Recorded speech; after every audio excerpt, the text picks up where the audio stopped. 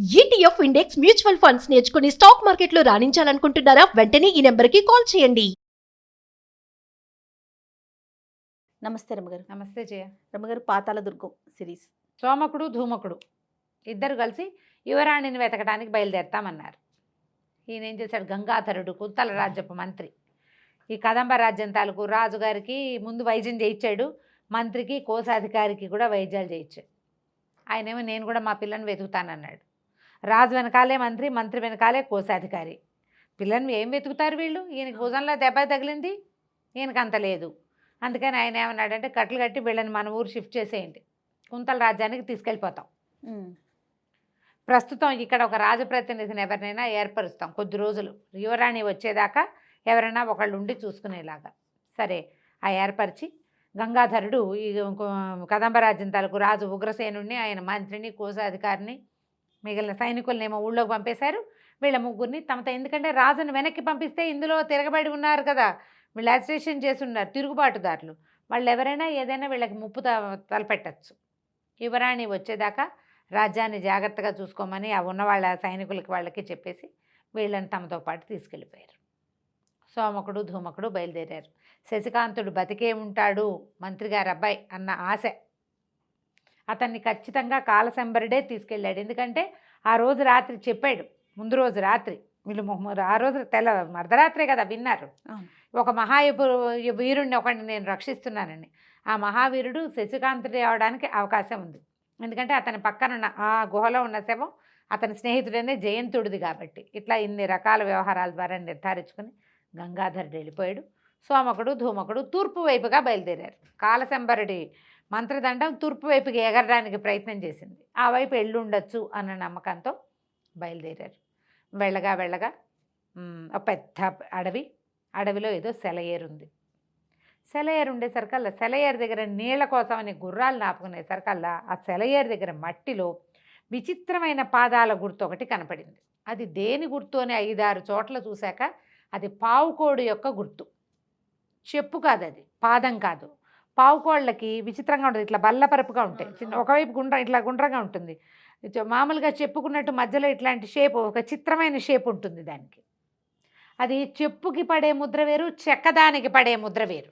పావుకోళ్ళు చెక్కలు ఉంటాయి. అవును. దాంతోపాటుగా మనిషి కాళ్ళ గుర్తులు కూడా ఇంకోటి కనపడుతుంది. అంటే పావుకోళ్ళవాడు ఒకడు, చెప్పులు లేని వాడు ఒకడు నడిచారనమాట. పావుకోళ్ళవాడు ఈ చెప్పు గుర్తును చూస్తే పెద్ద పాదాలు, పక్కనున్నవాడివి కూడా పెద్ద పెద్ద పాదాలే. కాబట్టి కాలశంబరుడు అయ్యి ఉండొచ్చు, ఈ దారినే వెళ్ళుంటాడు అని ధూమకుడు అండ మొదలుపెట్టాడు. సోమకుడికి అతనికి నమ్మకం కుదరలా. ఏదైనా ట్రిక్ ఏమోరా ఇది, మనం ఎట్లా నమ్ముతాం దీన్ని?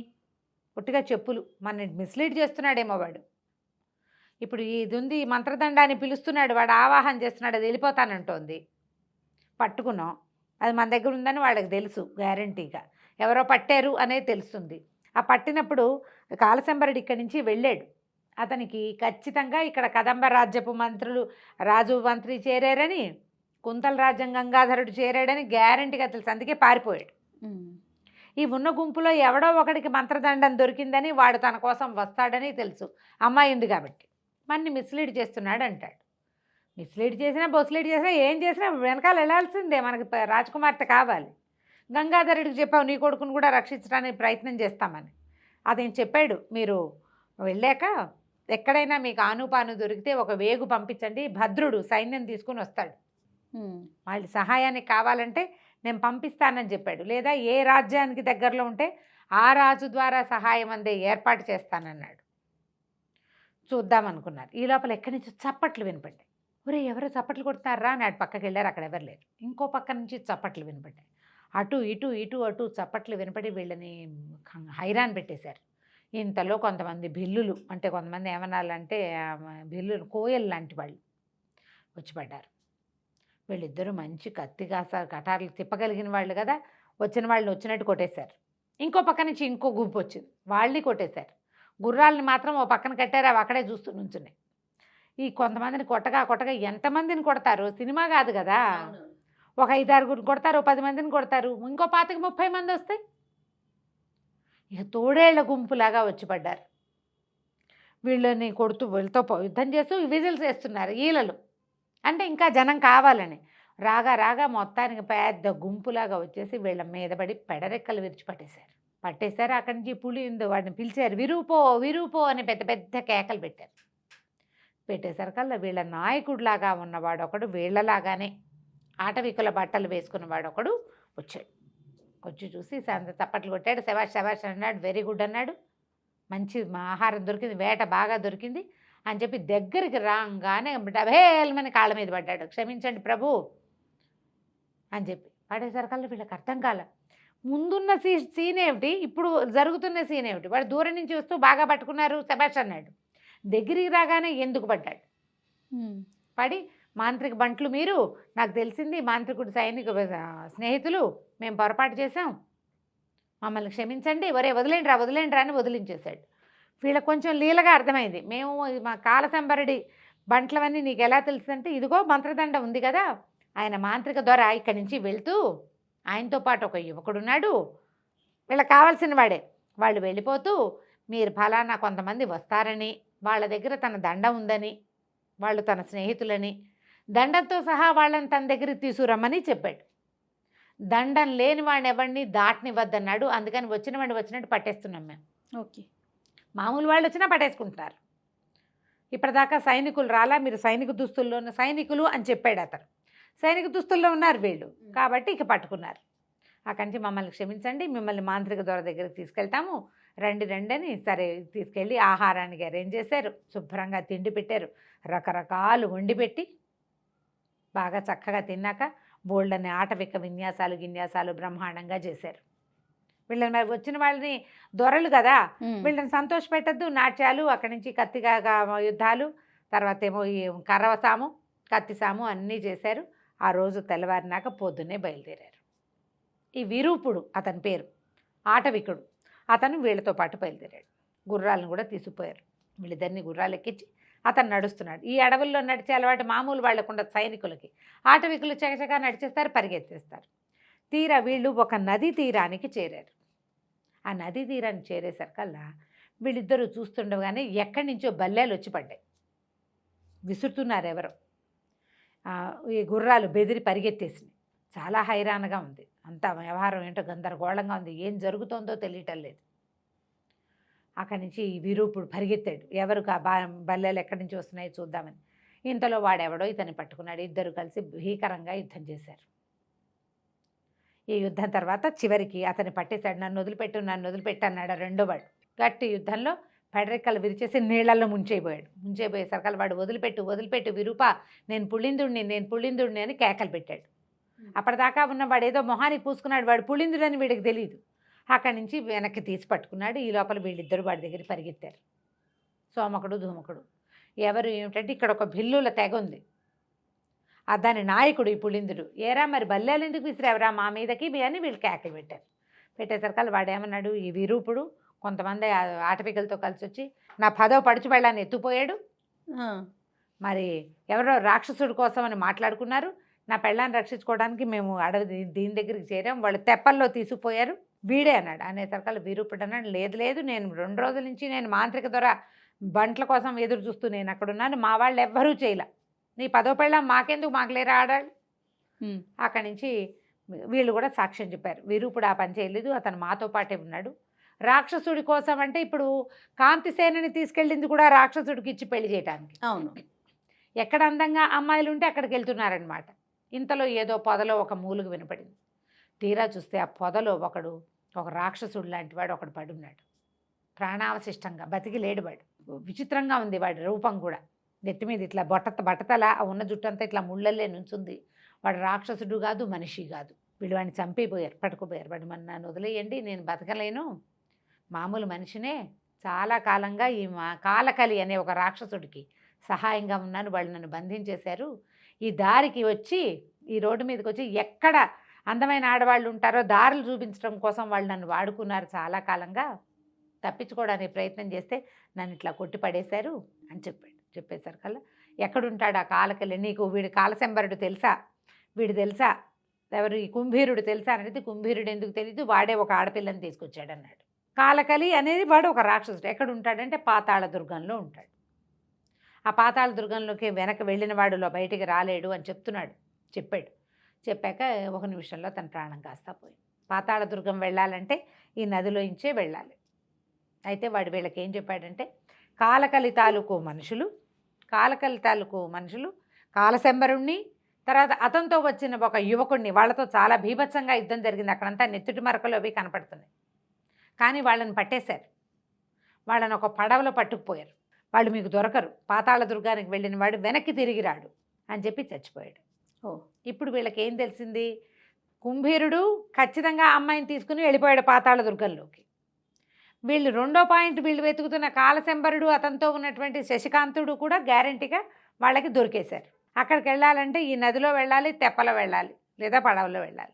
అక్కడి నుంచి పులిందుడు అన్నాడు, నా పెళ్ళాన్ని రక్షించుకోవద్దా, నేను మాత్రం, మా దగ్గర తెప్పలు ఉన్నాయి, మా తెప్పలతో పాటు తెప్పలు కట్టండి అని తన బంట్ల అందరినీ కేకేశాడు.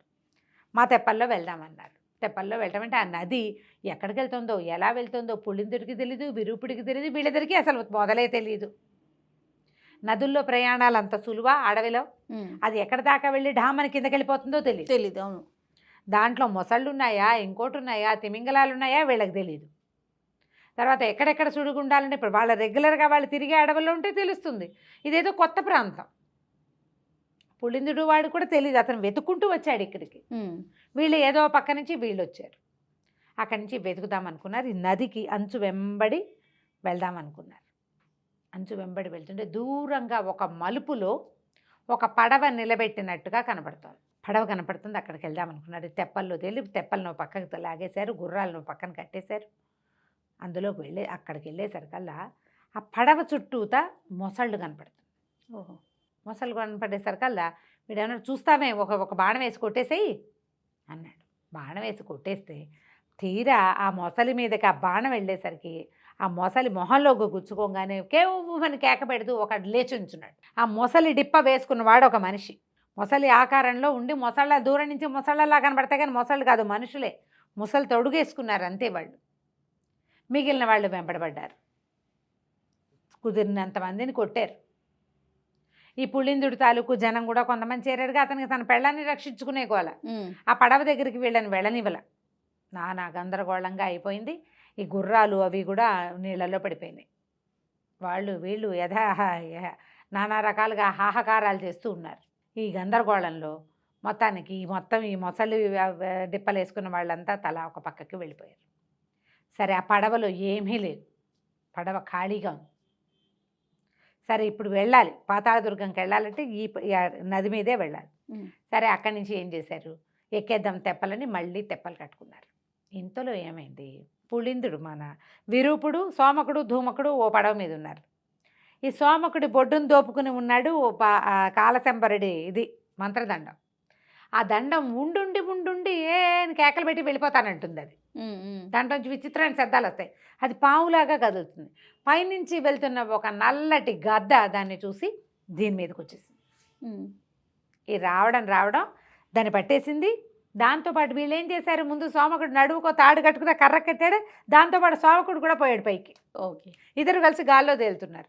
అక్కడి నుంచి వీళ్ళు ఏం చేశారు, బాణాలు వేసి ఏదో ఒకటి చేసి వాడిని కిందకి లాగాలి కదా. ఆ సోమకుడు కాళ్ళు పట్టుకున్నారు. అతని మీదకి ఒక తాడేసి అక్కడి నుంచి పక్షి రెక్కకి తాడు వేసేసాడు విరూపుడు. అది విదిలించుకోవడానికి ట్రై చేసింది, మధ్యలో ఈ వీడిని కూడా లేపేసింది. అక్కడి నుంచి కేకలు పెట్టాడు ధూమకుడు, అందరూ కలిసి పట్టుకోండి లేకపోతే సోమకుడు వెళ్ళిపోతాడు. అతను నడువు కట్టేసింది. బలవంతంగా లాగారు, రాళ్ళేసి కొట్టి, బాణాలు వేసి కొట్టి ఆ రెక్కకి పట్టుకున్న తాడుతోటి ఆ పక్షిని కిందకి లాగారు. ఆ పక్షి తీసుకెళ్ళిపోయింది కదా, 3-4 సార్లు వీడిని కొదేసేసింది విరూపుడిని. పక్షిని మాత్రం వదిలిపెట్టద్దు సోమప్రభు, ఎందుకంటే దాని గుండెకాయ కాల్చుకు తినాలి, లేకపోతే నా పగ తీరదన్నాడు. ఆటవికల పద్ధతి అట్లా ఉంటుంది కదా. ఆ పక్షిని కూడా మొత్తాన్ని లాగి కింద పడేశారు. అది అసలు ఆ విరూపుడిని గీరి పీకి లాగి పెట్టేసింది. పట్టుకుంటే అది ఆగల చాలా పెద్ద పక్షి. అప్పుడు అతను ఏం చెప్పాడంటే, ఈ పక్షులు ఇక్కడ దొరుకుతాయి, ఇది పక్షి కాదు, ఏదో రాక్షసుడిలాగా ఉంది, ఎంతుందేమిటి, ఒక మనిషిని పైకెత్తేసి రెండో వాడిని పైకి లాగేసేంత శక్తి దానికి.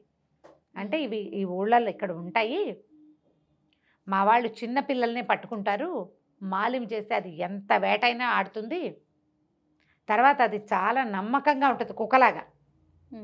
మనం ఇలాంటి కథని ఆ సినిమాలో చూసాం, ఏదో అందులో అవతార్లో పక్షుల్ని మాలిమి చేసుకుంటారు, ఆ పక్షి వీళ్ళతో యుద్ధం చేస్తారు. అవి ఇట్లాంటి కథల్లో నుంచి పుట్టినవి ఆ కథ. అవి మనదేనంటారు రమ్మగారు. డెఫినెట్గా వాళ్ళు ఆయనకి వేసినటువంటి తోక, అక్కడి నుంచి ఆ చెవులు, పక్షులతోటి మాలిమి చేయటము, నీలం రంగు, డెఫినెట్గా ఇండియన్ మైథాలజీ, అందులో అనుమానం ఏం లేదు. అక్కడి నుంచి పక్షిని కింద పడేసేసారు. ఇతనికి సరదా వచ్చింది, ఈ పక్షినైనా మాలిమి చేయొచ్చు. వీళ్ళిద్దరు నవ్వారు, నువ్వు దీని గుండెకాయ తింటానన్నావే అని. బాబు నాన్న చిన్నాన్ని దాన్ని బాగా దువ్వి దానికి కొంచెం ఆహారం పెట్టి 2 చేపలు పట్టుకుని దానికి ఇచ్చి దాన్ని మాలిమి చేయడానికి ప్రయత్నం చేస్తాడు. అందరూ కలిసి ఒక చోటకి వెళ్తారు. తీరా వీళ్ళు ఒక దీని వైపుకి వెళ్తుంటే అక్కడ ఒక పడవ దూరంగా వెళ్తూ కనపడుతుంది. అందులో నుంచి ఒక ఆడగొంతు వినిపించింది. ఓకే. దాంతోపాటు కొన్ని తెప్పలు కనపడుతున్నాయి. మొసలి వేషాలు వేసుకున్నారు కదా, వాళ్ళు అక్కడికి వెళ్తున్నారు. అప్పుడు వీడు గట్టిగా పులిందుడు అడిచాడు, అదిగో అదిగో నా పడుచు పెళ్ళాం, అది 10వ పెళ్ళాం వాడి దగ్గర ఉంది, ఆ పడవలో ఉంది అని. తీరా ఆ పడవ మీద వీళ్ళకి కనపడ్డవాడు ఒక మరుగుజ్జు పొట్టిగా ఉన్న ఒక రాక్షసుడు. ఆ తెప్పలతో కలిసి వెళ్తున్నాడు. వాడు ఒక పడవలో ఉన్నాడు. వాడు అక్కడి నుంచి ఏం చేశాడు, వీళ్ళకి చెప్పి ఈ ఆడది నాది, నేను మీకు అప్పచెప్పను, నా దారి నేను పోతున్నానని ఈ మొసలి వాళ్ళకి చక్మా ఇచ్చేసి వాడు అవతలకి వెళ్ళిపోవటం మొదలుపెట్టాడు. ఆ మొసలి వాళ్ళేమో వీళ్ళని ఆపడానికి ట్రై చేస్తారు. వీడు వాడి గోలేంటి, నా పెళ్ళామో అంటుంటాడు వాడు. ఆ పెళ్ళామంటే మరి వాడితో పాటు వెళ్ళాలి కదా, వాడు ఒప్పుకున్నారు. వీళ్ళకి తెప్పలు ఇచ్చింది వాడు. మధ్య మధ్యలో తెప్పల నుంచి బయటపడిపోతున్నారు, మళ్ళీ ఎక్కేస్తున్నారు. వాడి వెనకాల పరిగెత్తారు. వాడు వీళ్ళకి దొరకకుండా తిరిగి తిరిగి తిరిగి తిరిగి తిరిగి చివరికి ఒక ఐలాండ్ లాంటి దాని దగ్గరికి వెళ్ళిపోయాడు. ఆ అమ్మాయి చేపుచ్చుకుని లాక్కెళ్ళిపోతున్నాడు. వీళ్ళు కూడా అక్కడ దిగేశారు. ఎంతమంది దిగారు? సోమకుడు, ధూమకుడు, విరూపుడు, పుళిందుడు, వీళ్ళ తాలూకు సైన్యం కొంతమంది భిల్లులు. వెళ్ళేసరికల్లా దాని నిండా నరవానరాలు, వానరాలు, చింపాంజీలు లాంటివి అన్నమాట, ఒరాంగుటాంగ్లు అంటారు కదా, అలాంటివి. ఒక పెద్దది వీళ్ళ మీదకి దూసుకొచ్చింది. మిగిలినవన్నీ చూస్తున్నాయి వీళ్ళిద్దరు యుద్ధం ఎలా చేస్తారో అని. ఈ సస్పెన్స్ టైంలో ఆపేద్దాం. వచ్చే వారం మళ్ళీ మిగతా కథ తెలుసుకుందాం. సూపర్, భలే ఉందండి అమ్మగారు. ఏదో మూవీ చూస్తున్నట్లుగానే అనిపిస్తుంది. కథ చదివితే ఇంకా బాగుంటుంది. నేను బ్రీఫ్గా చెప్తున్నా. బ్రీఫ్గా చెప్తేనే ఇన్ని ఉన్నాయి, ఇన్ని అంశాలు. రైట్ అమ్మగారు, ఇంకొక సిరీస్తో మళ్ళీ కలుద్దాం. నమస్తే అండి.